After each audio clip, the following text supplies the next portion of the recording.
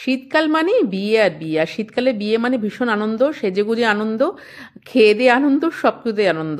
তাছাড়া মাঘ মাসে ছিল মাত্র দুটো বিয়ের ডেট, আর এই দুটো ডেটে যা বিয়ে হয়েছে তোমরা চিন্তা করতে পারবে না পাড়াতে যে কতগুলো বিয়ে। এবং এই বিয়ে বাড়িতে একটা বিয়ে বাড়িতে যেতে না যেতে আর একটা বিয়ে বাড়িতে যে যাওয়ার নেমন্তন্ন, তো এই ভাগের যোগে সকলে মিলে গেছি। তো ওখানে যাওয়ার পরেই প্রথমেই ভাইয়ের সঙ্গে দেখা করে নিলাম, ভাই বউয়ের সঙ্গে দেখা করে নিলাম, এদের সঙ্গে একটু সেলফি তুললাম। দেখো ভাই বউটাকে কত সুন্দর লাগছে না সাজুগুজু করে। তো এদের সঙ্গে দেখা হওয়ার পর চলে গেলাম কনের কাছে। তো কনের সঙ্গে দেখো একটু ভিডিও করলাম কনেকে নিয়ে। আমার প্রিয় বোনটাকে দেখো কত মিষ্টি লাগছে, তাই না? অনেক সুইট লাগছে ওকে বিয়েতে।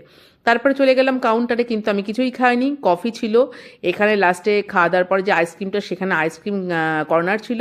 তো তারপরে ছিল এখানে চিকেন পকোড়া, কিন্তু পকোড়া খেতে গেলাম দেখলাম যে পকোড়ার প্লেট নেই, প্লেট মানে শেষ হয়ে গেছে। তো যাই হোক খাইনি। সবচাইতে বেশি ছিল ফুচকার দোকানে ভিড়।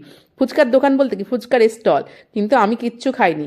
তো এখান থেকে দেখো একটু তোমাকে পরিবেশটা দেখাই তোমাদেরকে, যে কেমন সুন্দর করে সাজিয়েছিল লাইট দিয়ে। আমার তো বেশ সুন্দর লেগেছিল। আর এরকম বিয়ে বাড়িতে সাজালে বেশ ভালোই লাগে বলো। তারপরে তো নিজে একটুখানি ছবি টবি তুললাম। জানোই তো আমাদের কাজই হচ্ছে যেখানে যাই ফোন নিয়ে আগে ছবি তুলতে হয়, কারণ এইগুলো তো আমাদের স্মৃতি হয়ে থাকে, তাই না? ছবি ছাড়তে হয়। এরপরে দেখো গীতা সরকার কাকিমণির সঙ্গে দেখা, কারণ কাকিমণি আর আমার বাড়ি হচ্ছে একই পাড়ায়, আমরা একই পাড়াতে থাকি। তো কাকিমণির খাওয়া দাওয়া হয়ে গেছে, আমরা খেতে বসবো, তার আগে ভাবলাম একটুখানি ভিডিও বানিয়ে নিই। ভিডিওর কথাগুলো তোমাদেরকে দিতে পারলাম না এই কারণে যে সেখানে মাইক বাজছিল, নানা রকম গান চলছিল, কোন গানে কখন যে কী কপিরাইট আসে সেটা তো বলা যায় না। যদিও বা আমি মিউজিক লাইসেন্স পেয়েছি। তারপরে চলে এলাম খেতে, মা আর আমি বসে পড়েছি খেতে। আর এখানে দেখো খাওয়া দাওয়ার এখানে প্যান্ডেলটা সুন্দর করেছে। চলো একটু মেনু কার্ড দেখে নাও। দেখো এদের মেনু কার্ডে কি সুদেষ্ণা এবং সুরজের বিবাহ দিনের যে কি মেনু কার্ড ছিল, এগ ডেভিল সস, রাধাবল্লভী চানা মটর, নানা রকম জিনিস ছিল। তোমাদের এক এক করে সকলকে দেখাচ্ছি কী কী খেয়েছি। তো প্লেট পড়ে গেল, আর প্লেটের সঙ্গে একটু ন্যাপকিন দিয়ে মুছে নিলাম। তার প্রথমেই চলে এলো যেটা এগ ডেভিল। এগ ডেভিলের সঙ্গে সস ছিল, আর লেবু তো আমি পাতা দুটো নিয়ে নিয়েছিলাম। তো এগ ডেভিল একটু সস মাখিয়ে শুরু করলাম ঠাকুরকে নিবেদন করে খাওয়া। তো প্রথমেই গরম গরম এগ ডেভিলটা একদম জাস্ট ফাটাফাটি লেগেছিল, কি বলবো। আর বাদ বাকিগুলো মোটামুটি ছিল, খারাপ ছিল না। এখানে রাধাবল্লভী দিয়েছিল দুখানা, দেখো আমাকে। জানোই তো আমার প্রিয় ভাইগুলো সবসময় দিদিকে একটু বেশি বেশি করে দেয়। বললাম দুটো দেওয়ার দরকার না, তুমি নাও। দেখো আমি খেয়েও সারতে পারিনি, পাতে চলে এসছে ডাল আর আলুর চিপস।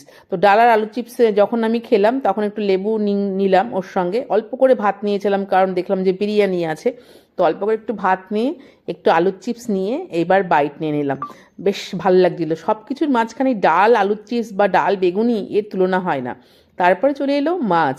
এখানে ছিল কাতলা মাছ। আমি বললাম যে কানকোর বা পেটির দেখে একটা ছোট্ট করে মাছ দে। তো আমাকে ছোট্ট করে একটু মাছ দিল, নিয়ম রক্ষার্থে খেলাম। তারপরে চলে এলো স্যালাড। আমি কিন্তু স্যালাডটা অনেকটা বেশি করে নিয়েছি, এরপরে আমাকে আরও স্যালাড দিয়েছিল। তো আমি বসে বসে স্যালাড খেতে বরাবরই ভালোবাসি। প্রথমে স্যালাডটা দিলে আরও ভালো লাগে, বাট বসে বসে আমি প্রচুর শশা খেয়েছি, যাতে হজমটা ভালো করে হয়ে যায়, এই আর কি। তারপরে চলে এলো আমাদের মোস্ট ইম্পর্ট্যান্ট ডিশ আজকের। তো এখানে চিকেন বিরিয়ানি। বিরিয়ানিটা বিভৎস গরম ছিল, আমি তো হাত দিতে পারছিলাম না। তারপরে ছিল চিকেন কষা। আমি 1 পিস চিকেন কষা নিয়েছি। বিশ্বাস করো চিকেন কষা দিয়ে বিরিয়ানি খেতে আমার একটু ভালো লাগে না, বিরিয়ানি আমার প্লেন ভালো লাগে। এখানে দেবা বসেছিল আমাদের সামনে। তো দেবাকে আমার জিজ্ঞেস করছিলাম, কিরে দেবা সব ঠিকঠাক আছে? বললো যে হ্যাঁ। আর দেবা কিন্তু খেতে ভালোবাসে, এখন খেতে পারে না। এখানে হচ্ছে দেবার বউ, এই যে আমাদের ভাই বউ। ও মিষ্টি করে সেজেছে এবং ও বলছে দিদিভাই খুব ভালো হয়েছে।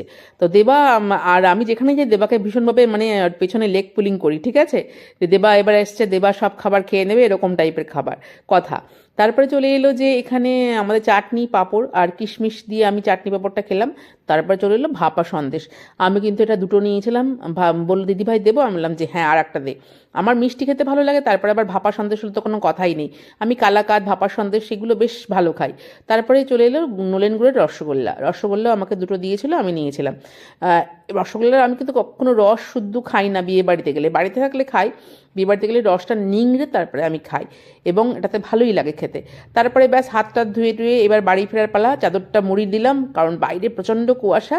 তা আজকের মতন এইটুকুই থাকলো, টাটা।